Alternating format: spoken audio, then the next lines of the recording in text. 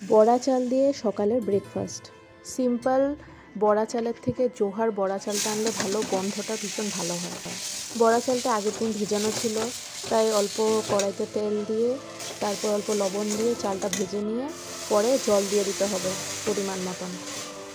তারপর সেটিকে ঢেকে ঢেকে করতে হবে যত পর্যন্ত না সিদ্ধ হয়ে যায় চালটি। এটি কিন্তু আঠালো টাইপ হয়। তারপর সেটিকে গোটা গুড় দিয়ে বা গুড় জাল দিয়ে, এটি খেজুরের গুড়, তারপর না হলে দুধ দিয়ে অল্প সর দিয়ে, তারপর পাউডার দুধ অল্প দিয়ে এমনভাবেও খেতে পারেন। আমরা এইভাবে খেলাম, খেজুরের গুড় জাল দিয়ে। এই বড়া চাল আমাদের আসামে ভীষণ বিখ্যাত। এই সময় এই বড়া চালটি ভীষণভাবে বাড়িতে বাড়িতে খাওয়া হয়।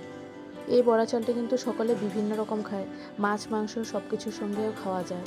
তো আপনাদের ভিডিওটা দেখে কেমন লাগলো অবশ্যই লাইক, শেয়ার, কমেন্ট, ফলো এবং সাবস্ক্রাইব করে দেবেন। Thank you.